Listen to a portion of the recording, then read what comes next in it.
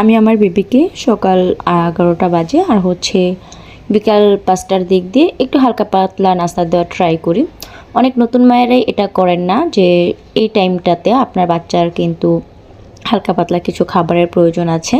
আর ভারী খাবারটা আমি চেষ্টা করি সকালে একটুখানি ভারী খাবার দিতে, অ্যান্ড দুপুর 1টা বাজেও ভারী খাবার দেওয়ার চেষ্টা করি, দেন হচ্ছে রাত্রে। আর এই যে সকাল 11টা আর হচ্ছে বিকাল 5টা বাজে আমি একটু ধরেন কলা, যে কোনো ফল, তারপর হচ্ছে একটু হালকা পাতলা যে নাস্তাগুলো বেবিদের দেওয়ার জন্য মানে দেওয়া যায় সেগুলো দিই।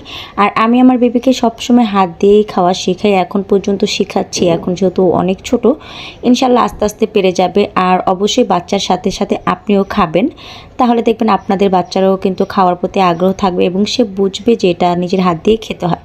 তো আমি কিন্তু সবসময় কী করি, আমার বেবির সাথে এরকম বসে বসে খাই, যাতে ও বুঝতে পারে যে ওরও এটা খেতে হবে এবং আমার দেখা দেখে বুঝতে পারে। সো আমি কিন্তু কোনো প্রকার আপনার মোবাইল ফোন, টিভি কোনো কিছু না দিয়েই হচ্ছে এভাবে খাবারটা খাওয়ানোর চেষ্টা করি ওকে। ও যতটুকু খেতে পারে ও নষ্ট করবে, আবার খাবে, আবার নষ্ট করবে, এভাবে করে করে কিন্তু ও হচ্ছে নিজের হাত দিয়ে খাওয়া শিখবে। তো আপনারা কিন্তু আপনাদের বাচ্চাদেরকে 6 মাস থেকে এই কাজটা করতে পারেন, যে নিজের হাত দিয়ে খাওয়াতে দিতে পারেন। এতে করে কিন্তু নিজের হাত দিয়ে খেলে কিন্তু বেবিদের পেট মানে যতটুকু যায় ততটুকু ওদের শরীরের কাজে লাগবে। তো এভাবে করে দিতে পারেন।